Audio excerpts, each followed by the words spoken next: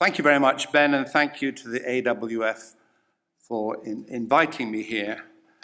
I think the question that I've been asked to discuss is demand we place on equine athletes too great? Are we literally pushing horses too far, even beyond their physical limits? Over the next 20 minutes, I will attempt to give a brief overview of the complex issues involved in equestrian sport and their interaction.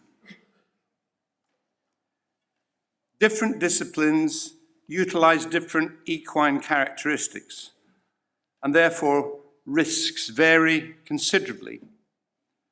The shape and size of a sprinting racehorse is considerably different from that of a show jumper or a dressage horse. And the ages at which horses enter competition too are very variable. Therefore, it's difficult.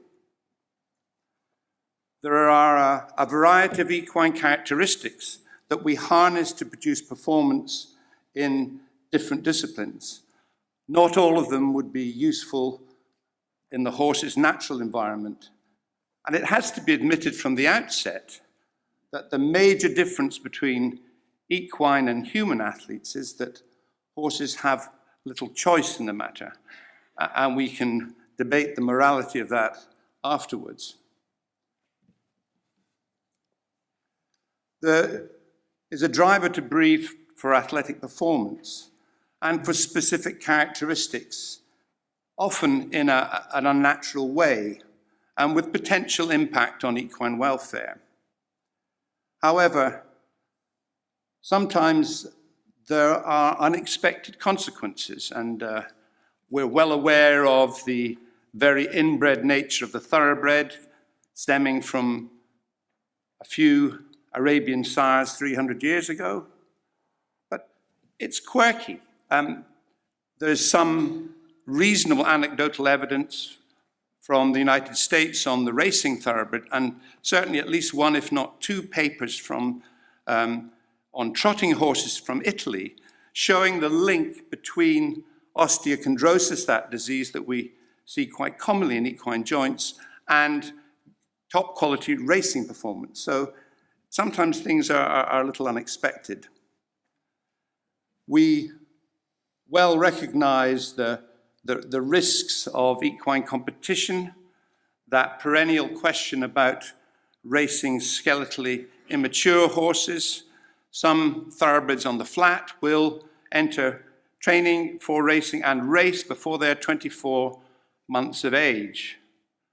However, we know that if entering training is delayed till they are 3 or 4, they will suffer the same sorts of orthopedic remodeling and problems. So perhaps age isn't as important as we thought. We also know that there's some evidence that entering horses training when they're 2 will give them some protection in terms of tendon disease. Of course, the horses competing on grass surfaces may suffer the problems of the weather, from deep, heavy mud going on some tracks to firm, almost concrete-like surfaces that we often see in Newmarket in the summer months. And of course, there is the underlying financial constraints that sometimes are drivers towards making the horse perform. Equestrian sports have been modified over the years, usually in response to risk assessment by the authorities, but also occasionally to public outcry.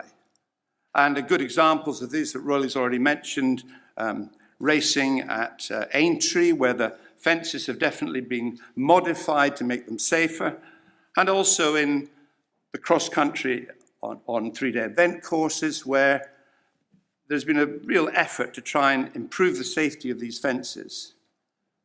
There are well-recognized risks of competition.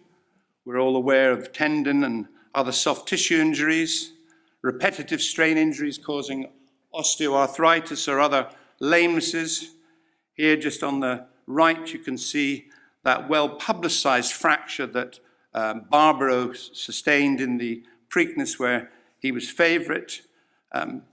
We also know that exercise-induced pulmonary hemorrhage is a problem, and some horses will end up exhausted or collapsed and even dead. So those are things that we all understand.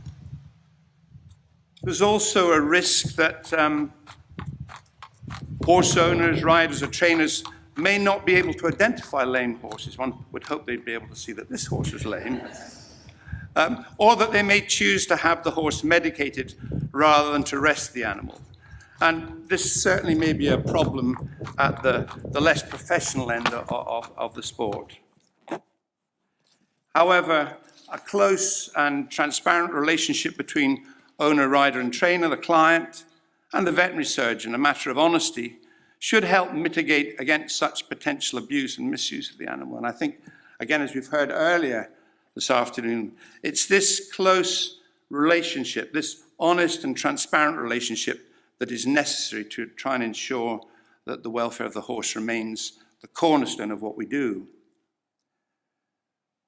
There are welfare compromising pieces of equipment and training methods. We're all aware of the bits and the nose bands. These days we see relatively few tracheostomy tubes, but the controversy surrounding the use of roll cur and the trying to create this hyperflex contour of horses clearly potentially can cause a problem, and it's something that we have to be aware of and try to monitor. Fashion in farriery. The use of the barefoot trimming technique as recommended by Dr. Strasser clearly can potentially make horses footsore, and this slightly strange asymmetric shoeing of the hind feet of show Clydesdales, which they call cowp shoeing, which endeavours to make the horse's hocks close together and its hind feet outwardly rotate, clearly potentially can cause orthopedic problems. The benefits of the availability and effectiveness of modern medicines are obvious to equine patients. But of course, the other side of that equation is that they potentially allow the continued use of injured animals in competition. And that's something that, again, I'm sure will provoke continued debate. However, having said that, I think there's pretty good evidence that equine sport in the UK is cleaner than its human equivalent, and I think that should be always remembered. In the past, prophylactic throat surgery was used to try to minimize or eliminate respiratory problems, clearly without any evidence at all. But nowadays, with the availability of modern equipment, dynamic endoscopy, the diagnosis of upper airway disease is much more easily achieved, and I think this will help to eliminate ineffective and unnecessary respiratory surgery. So I think the future looks more optimistic on that front. Digital neurectomy is now banned by both the competition authorities and by racing authorities. However, the competition authorities have seemingly shown a blind eye to neurectomy and fasciotomy. Partly, I think, because it's very difficult to demonstrate necessarily that that's been carried out. Having said that, it seems to be effective for a number of cases of horses with suspensory desmitis, and there's little evidence that it actually has any compromise on equine welfare. Just to give some sort of perspective on this, I asked a colleague who'd be very experienced in the competition world to give his view on where we are in terms of lameness in competition horses. And his view was that lameness is now probably more common, he thought probably because of the increased number of competitions available and because the increased prize money is attractive. But he also added to that we are much better at diagnosing and treating lameness, and that the degree of lameness that would have been tolerated in competition 20 years ago is now much more successfully managed and would be unacceptable. So his argument was that probably equine welfare in these competition horses has improved rather than the opposite. We also have to remember that if there is no equestrian competition, then there are no competition horses. And the effect that this will have on the pleasure that they bring both to riders and their connections, and of course the general public who enjoy watching equine activities. So let's just remember that, I think. On the plus side, there have been major improvements at competition. Improvements in the surfaces and the camber of some racetracks, the reduction in the height of fences and the improved safety for jumping. And of course, the availability of experienced veterinary teams who've been specifically trained and are available on race courses and other equine events, and the associated veterinary evaluation both before and after competition. Rowley has already alluded to that perennial controversy over whips and the use of whips in racing, but I think we can honestly look at ourselves and say that that's significantly improved in the last 20 years. The redesign of the whip, the use of the air whip now, and the addition of significant penalties to jockeys who infringe those rules definitely has reduced the amount of whipping during racing. We should also not be ashamed to say that improvements in veterinary care have definitely improved the horse's lot. I've already alluded to effective medication, which one has to admit is a double-edged sword because it brings benefits but also allows horses to continue in competition. But more effective management of many other orthopedic conditions has definitely helped the horse. And the better assessment and management of cardiorespiratory disease, and as I've already mentioned, the availability of veterinary support at equine events, and in particular, the availability of high-quality digital equipment that's portable, so the use of radiography and ultrasound very close to where accidents occur definitely has been a benefit to horses that compete. I would also like to pose the question of whether there has actually been improvement in equine performance. I think if you look at it, it's very difficult to assess objectively whether there have been improvements over the years. And just as a matter of curiosity, I looked at two blue-ribboned events, the Epsom Derby and the Olympic 1500 meters. The first Derby to have the time recorded was in 1846, and the winning horse completed the course in 2 minutes 55 seconds. In 2016, 170 years later, Hazard won the race in 2 minutes 40 seconds, so an improvement of 15 seconds in 170 years. By comparison, the first 1500 meters was in 1896 and won in 4 minutes 33 seconds. In 2012, it was won in 3 minutes 35 seconds, almost a minute quicker over 1500 meters in a shorter period of time. So you might very well make the case that equine performance has not particularly improved despite our efforts. If you believe that equine competition is acceptable, then I think you have to accept equally that athletic injuries are inevitable. And in that regard, they're no different from those which human athletes suffer. Horses suffer stress fractures just as human athletes do. And we are very fortunate these days to be able to identify these injuries when they're at a relatively early and minor stage by the use of gamma scintigraphy, which, by identifying these horses, prevents propagation of the fracture to catastrophic levels so the horse can be rested and make a full recovery very quickly. And it's my view that gamma scintigraphy has been, without doubt, the single most important orthopedic advance in improving racehorse welfare in the past 30 years. So it's been a definite progress that reduces catastrophic injury. Modern veterinary care and rehabilitation has also significantly improved the chances of recovery from such injuries, allowing successful return and use of the horse in competition. I'm just here to show the availability now of modern ambulances which can drop their loading ramps right to the ground. Definitely is a much easier and safer way to transport injured horses. I suppose in competition, one has to come down a little bit, particularly in the racing world, to the bottom line. And I think you should bear in mind that the equestrian industry, in its broadest sense, and I include all aspects of equestrianism, is the third largest rural activity in the UK after farming and tourism, with a public annual spend of over 4 billion.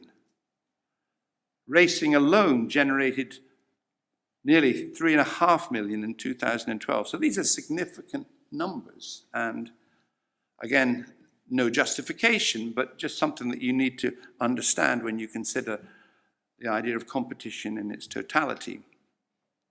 As equine veterinary surgeons, we're very aware, and I think the equine authorities and equestrian authorities just are equally so, that equestrian sport is under scrutiny by members of the public who often don't really understand it.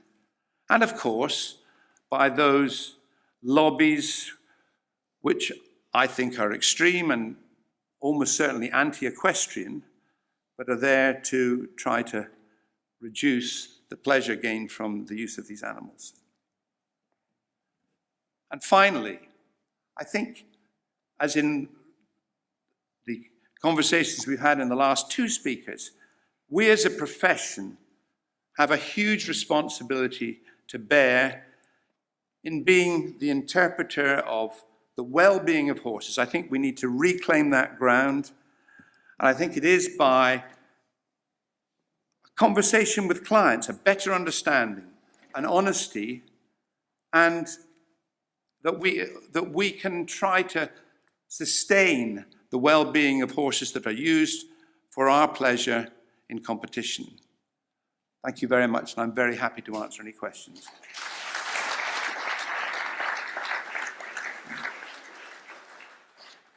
Thank you, Tim. Very thought-provoking again. The first question I have here is anonymous and is a statement. Thank you, Mr. Moderator.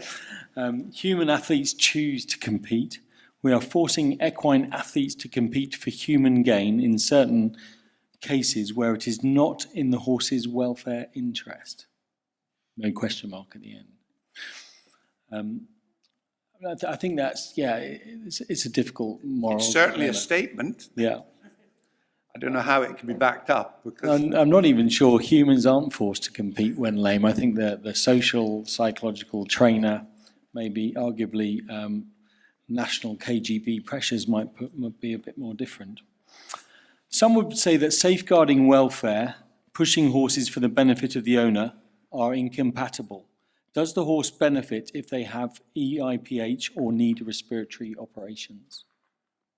Well, I think, go really back to your first point.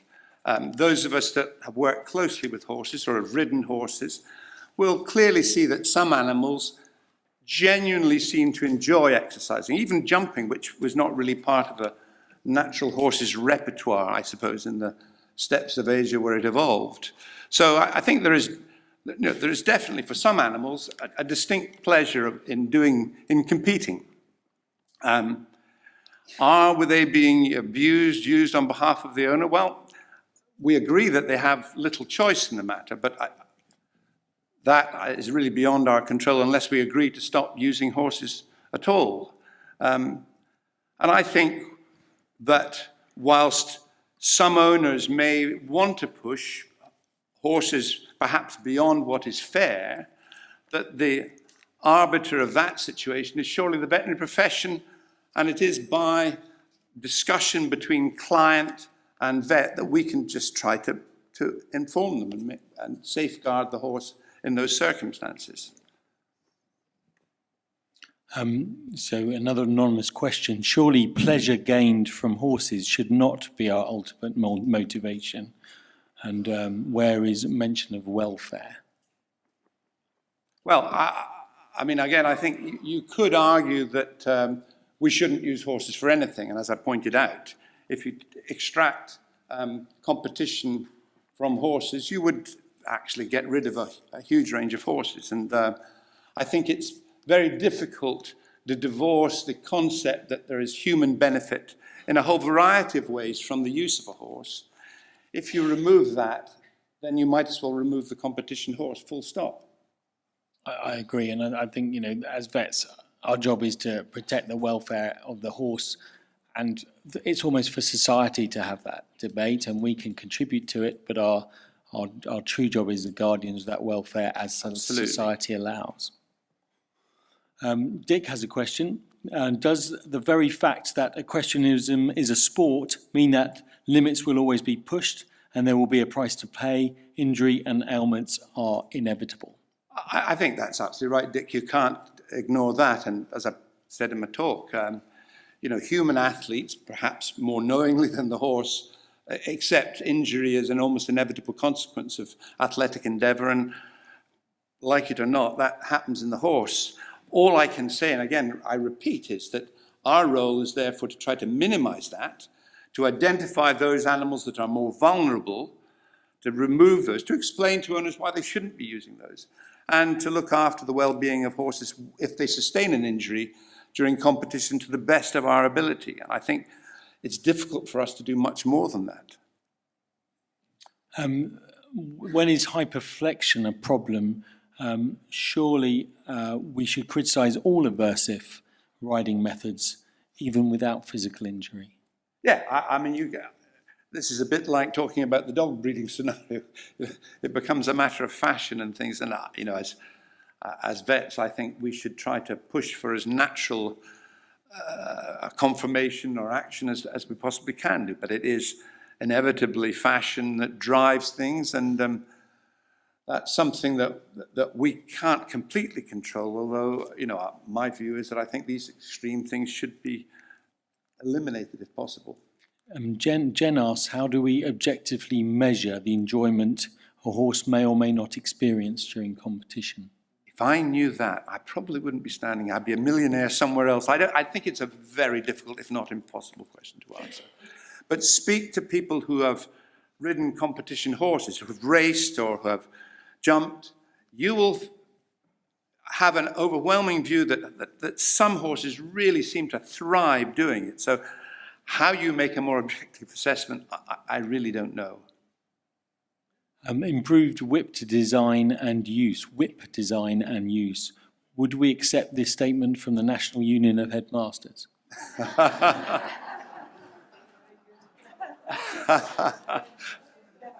I think that's a very good question. Actually, we could have another debate entirely. I mean, the argument with the whip is that it's sometimes required for control. The argument with the whip is that if you speak to any seasoned jockey, or if you've ever been a jockey, you'll know that usually it's a steering matter, it's an inducement. And I think for those jockeys that overuse the instrument, there are suitable punishments. And I think the days of seeing horses thrashed over the line are gone, by and large. Is the use of the horse? Sorry. I was kind of going to contribute to the whole thing of are we switched on, but are the frontiers going to be pushed back all the time? And I would say that certainly in British eventing and in racing, that the course designers are always looking at ways of modifying the courses so that they are becoming safer, and they are also looking at always making the ground as good as they can for competing on. So I think that some of the aspects of competition are actually getting better and better in terms of looking after the horses. And so in some ways, the pushing of the horses is getting less. I think we're making it more acceptable. I think there's definitely big moves on eventing front to the safety of the fences, the design of the fences, and the going have definitely been improved. I mean, as I've said already, we are, as a profession and an industry, very sensitive to public comment on this regard. And I think for those of us that work in this area, that want to preserve the quality of that work and to ensure that the sport continues, strive almost continuously to try to maintain that welfare level. I think that's part and parcel of what we do. And the standards required in terms of veterinary welfare have got higher and higher, haven't they? Yeah, At racing, at eventing. So, you know, in terms of the protection of the horses, the training of the vets and the number of vets put in place have, you know, and certainly at big events, you know, at the Olympics, they have a vet on every fence. You know, it's huge cover. You know, I think there's been big roads forward. There's nothing worse than a headline in a newspaper. There's a catastrophe at the Grand National. It's bad for us all, and especially for the horse. So we want to try to minimise the possibility of that happening. Good. Thank you very much, Tim. The statement here: is the use of the horse for sport ethically any different from the use of farmed species for non-essential food? And I think exactly. So thank you very much, Tim. Please take your seat, sir.